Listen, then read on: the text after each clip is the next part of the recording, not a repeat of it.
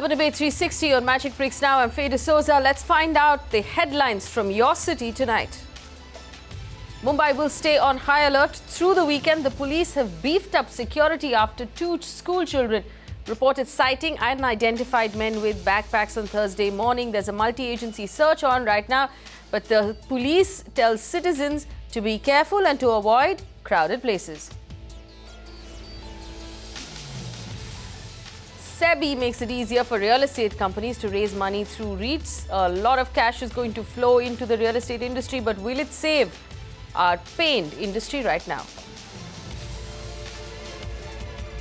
Pothole nightmares, though, continue for the citizens of Mumbai. One citizen falls into a pothole and struggles for 2 hours to get his leg out, even with the help of the fire department. Meanwhile, Mumbai's best buses slam the brakes. They say that unless the roads are repaired, they might even consider suspending services. In Delhi, too little too late. Dengue and chikungunya fear grips Delhi. The citizens now finally take over. Resident associations say they will clean their own neighborhoods. They're sick and tired of waiting for the government. And Karnataka defies the Supreme Court order. The Legislative Council passes a unanimous resolution not to release order for any purpose apart from providing it for basic concerns to Bangalore city and the Kaveri Basin. Unprecedented face-off here between the state government and the Supreme Court. Is the state headed towards a constitutional crisis? The water wars escalate now. Tamil Nadu files an objection in the Supreme Court accusing the state of Karnataka of contempt and not releasing water.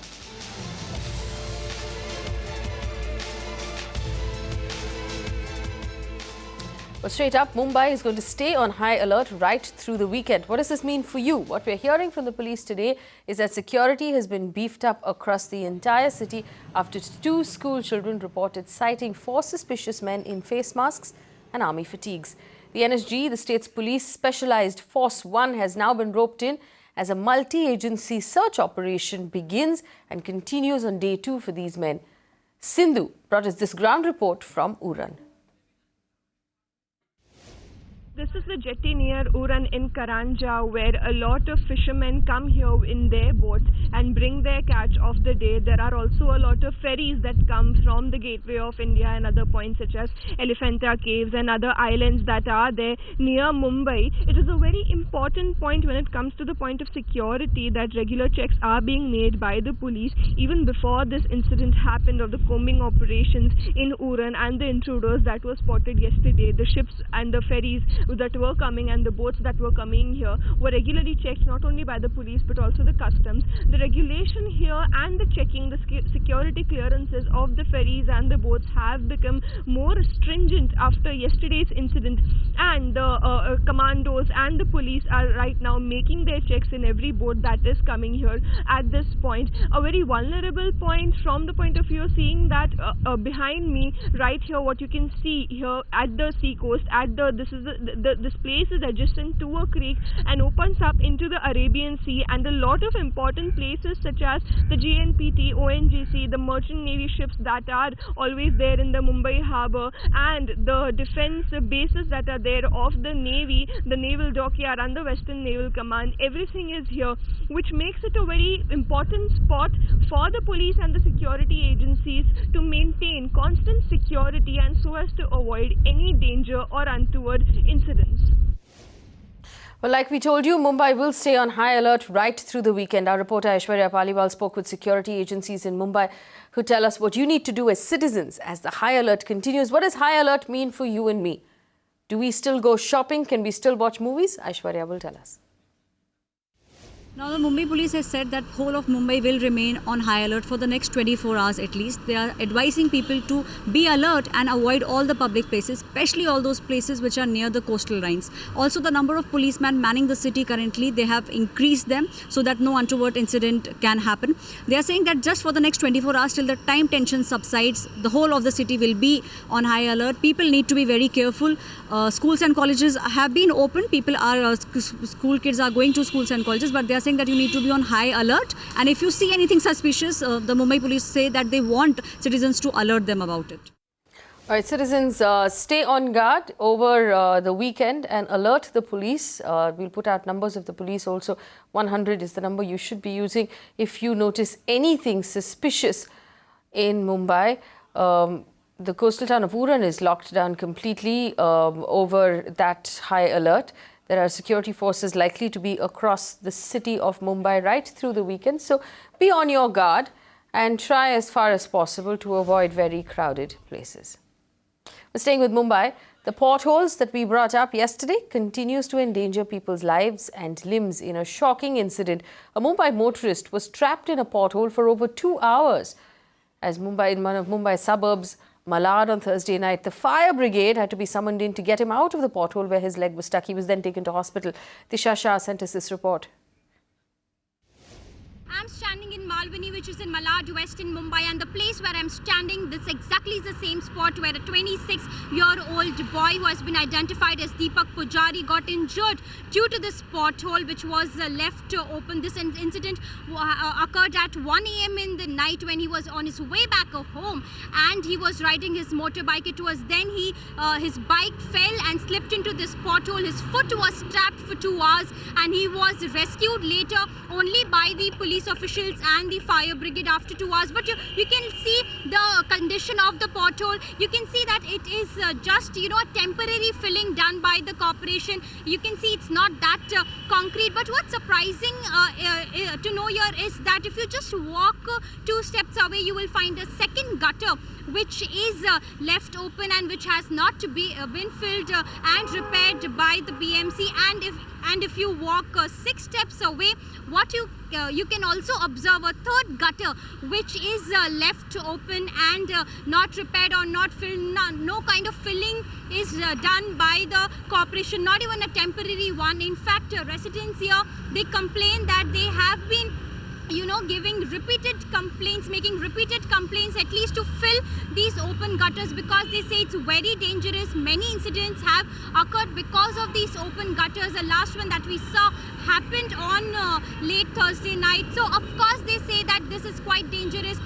There are at times the street lights are not working, so this area is prone to accidents. But they say that the government has not paid any attention to their complaints. No workers, they come here to ensure that these open gutters are repaired or filled, and residents, they finally say that it is the high time that the government should act now. This is Disha Shah reporting here for Magic Bricks Now.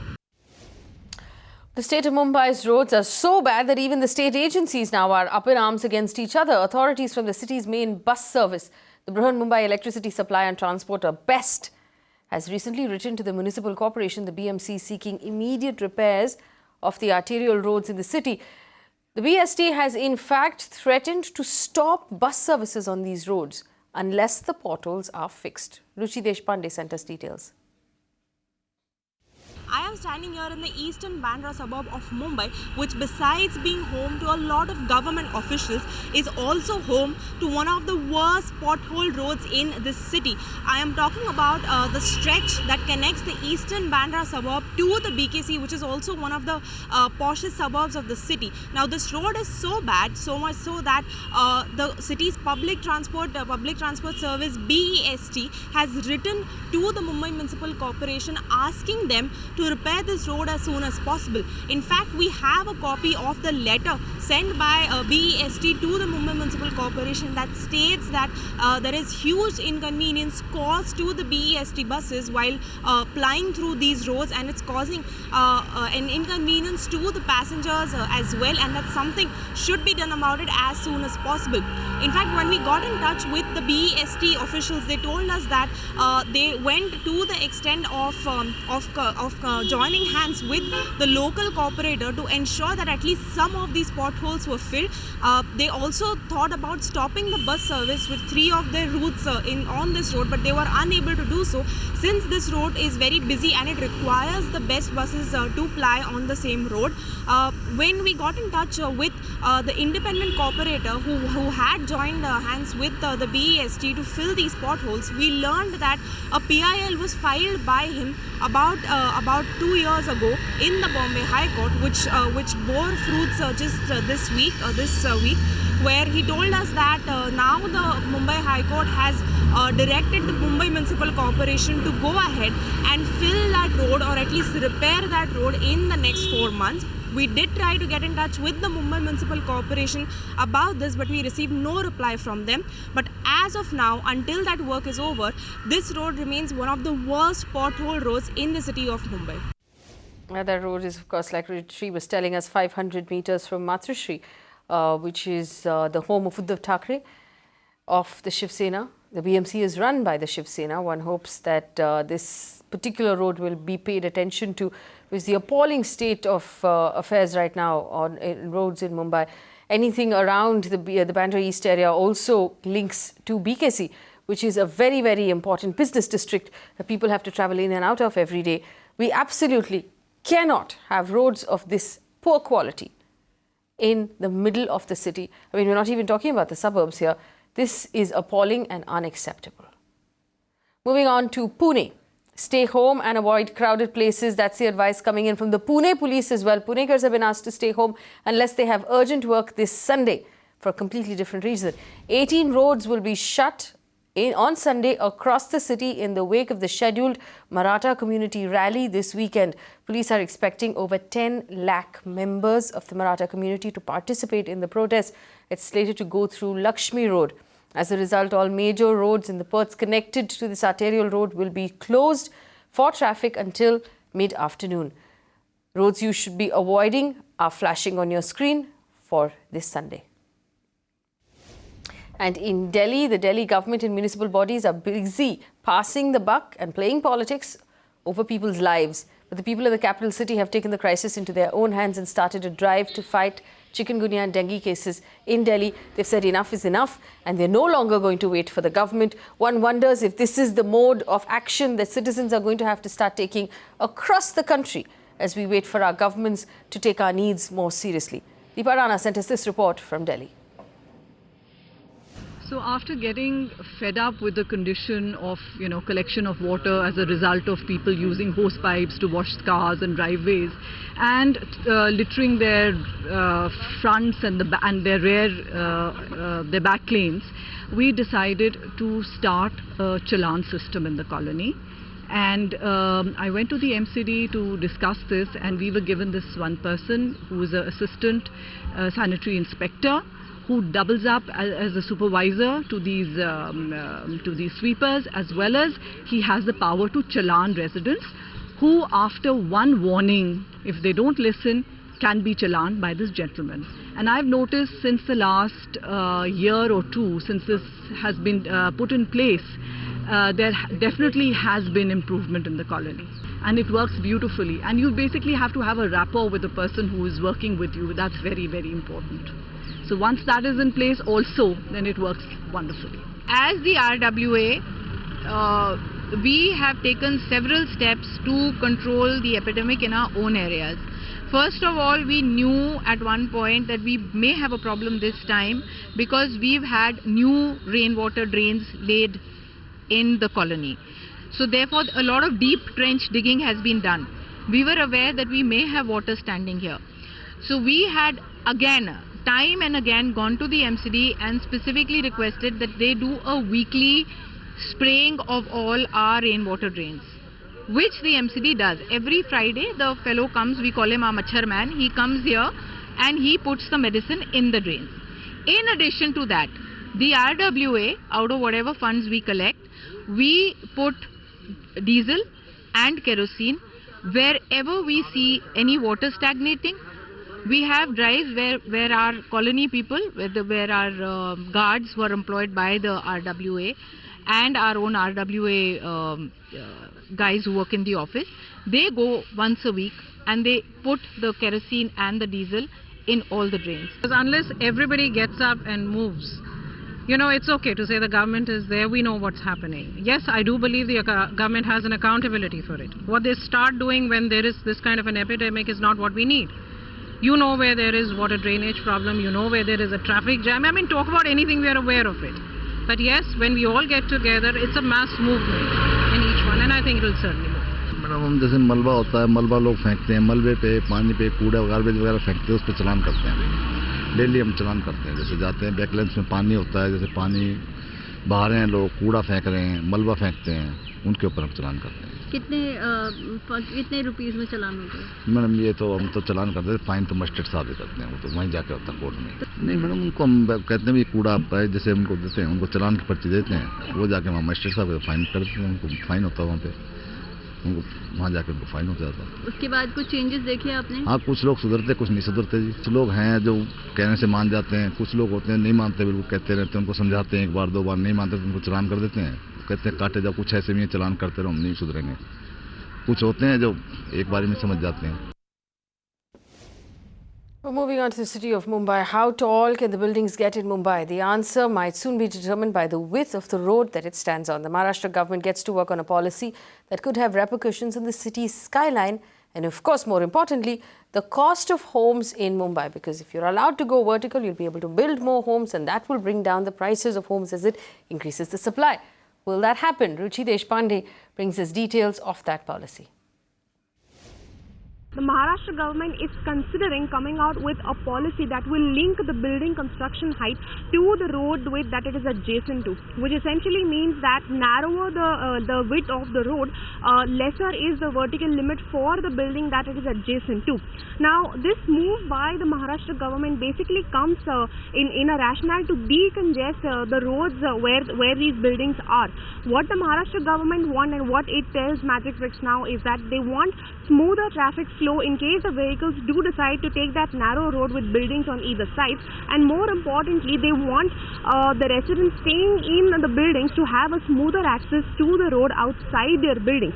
Now note that this policy is already applicable to the rest of Maharashtra apart from the city of Mumbai, but now if this policy does take place going forward, it will only be after the Mumbai development plan is finalized. This has been confirmed by the sources in the Maharashtra State Urban Development Department that until the Mumbai DP is finalized, this policy cannot materialize.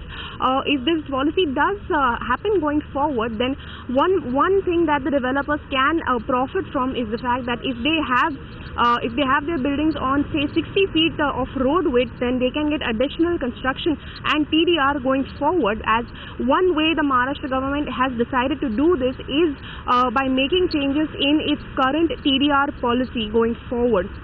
What we also learn is that this rule will not, if this policy comes into play, then the height restrictions for the buildings and the building construction in sensitive areas like the CRZ zone as well as the Gauthan areas will remain the same going forward. But as of now, the Maharashtra government is mulling this policy and it will only materialize according to them once the development plan of Mumbai is finalized.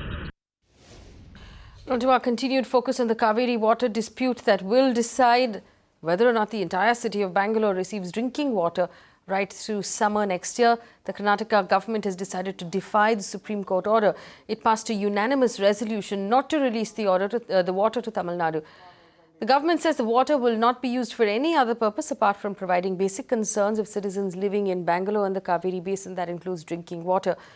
Pooja has sent us this report. The Karnataka Legislative Council and the Assembly unanimously passed a resolution in what was a carefully worded draft saying that the state in all four of its reservoirs currently has only 26.7 TMC of water, and that water shall be drawn only to fulfill the needs of drinking water purposes of people in the Kaveri basin and also in the city of Bangalore. Although the resolution stays completely clear of mentioning anything about the Supreme Court order, in effect, it would mean that the Karnataka state will not be now releasing 6,000 cusecs of Kaveri water to Tamil Nadu as per the Supreme Court directive. And although leaders from across party lines here in Karnataka say that this will not amount to contempt of court, as the state is not unwilling but is unable to abide by the Supreme Court order, many legal experts still have differing opinions on whether or not this would mean contempt of court.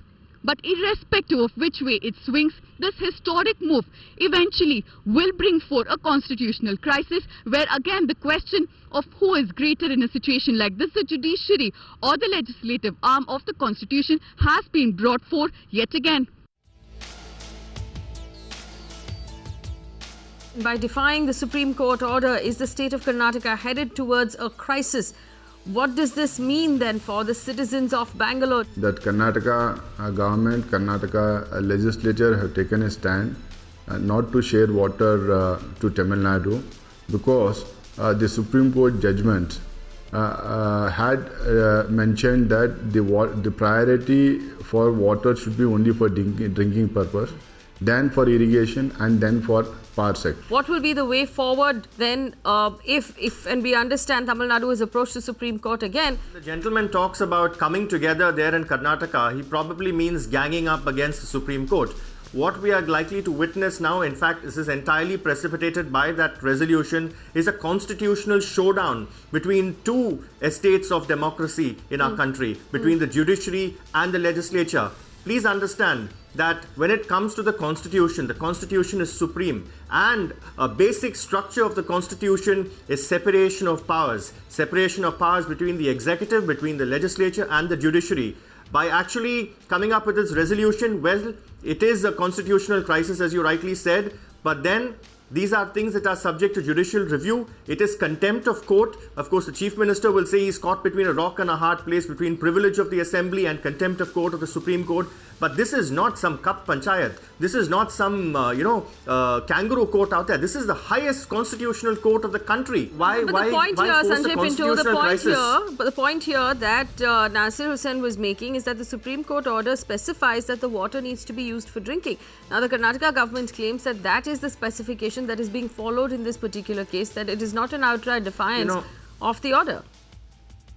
No, it is an outright. I mean, you may play with semantics. I mean, I've been hearing this argument for a long time advanced by Karnataka. With all due respect, we all have friends, we all have relatives across the border in Karnataka. But let me tell you, it's juggling with semantics here. If you're saying it is irrigation versus drinking, then it should be irrigation versus domestic supply. If you want to stay with the terminology of drinking, then it's drinking water versus food. See, it's like this: an order of the Supreme Court passed on contest is binding on the parties. Under the constitutional scheme, an order of the Supreme Court becomes a decree. If a decree is not followed, absolutely, then the Supreme Court has the powers to take actions for the purposes of executing and implementing the order. Now, if you have a dispute on the Supreme Court order, you have remedies within the Supreme Court. You can go up by way of a review or take appropriate action or move an application. Because this, I understand, is at the interim stage. It doesn't seem to be a final order adjudicating on the dispute on the Kaveri waters between Karnataka and Tamil Nadu. This dispute has been going on since 1990. First, the Interstate Water Tribunal came in. There were orders passed. There were proceedings in the Supreme Court which have continued. But now that an order has been passed, it is the obligation of a state, which is a constituent within the Constitution, to follow the orders of the Supreme Court. I know, being a responsible government, elected government, and both opposition parties, JDS and my party, Bharatiya Janata Party, have taken a very tough decision with lots of pain, because we do not have water for ourselves. We understand the judicial issue, but there's a lot of anger among the people, and there is a demand of water, and we do not know how is the rain going to respond in the next quarter as well. I think the whole problem is the lack of understanding, and fundamentally this is a question that the Supreme Court has already considered. Karnataka government has put up its representation before the Supreme Court. The Supreme Court has taken note of the quantum of water that is available, and on the basis of it they have asked for a very, very small portion of the water to be released. Tamil Nadu is facing a shortfall of more than 65 TMC feet. The entire quantity that has been ordered to be released so far over the last month and a half from the court, from the committee and so on, does not even come to 15 to 16 TMC feet. Supreme Court order cannot be implemented when you have been heard, your figures have been considered, your situation has been considered. Today making this hullabaloo that we will not implement the Supreme Court order, I think is a very wrong precedent which we are setting down, because there are other states having the same the disputes on river water distribution. Punjab, Haryana have it.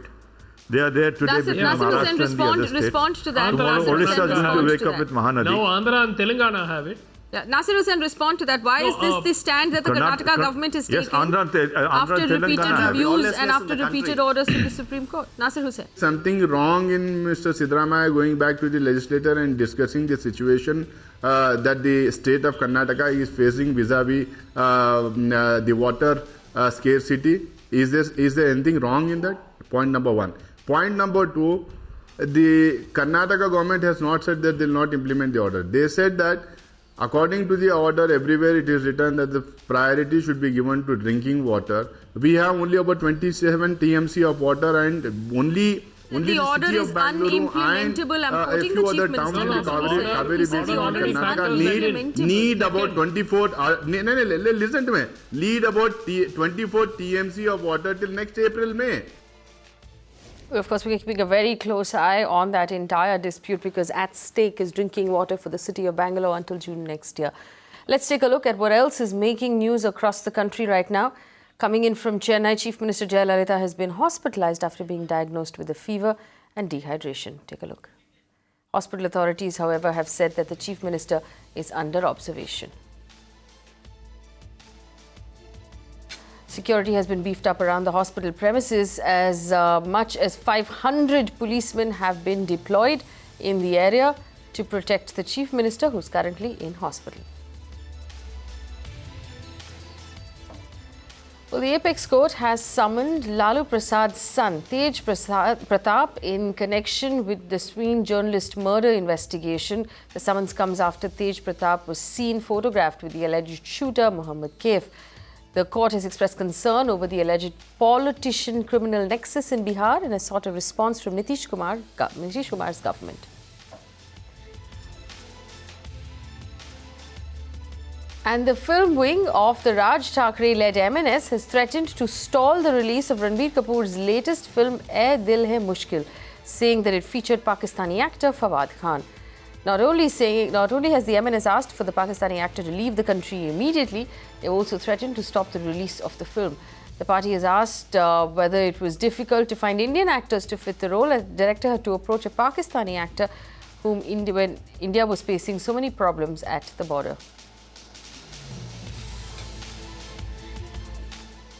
That's a wrap then on this edition of Urban Debate 360. Thank you for watching. Stay with Magic Bricks now for news and updates.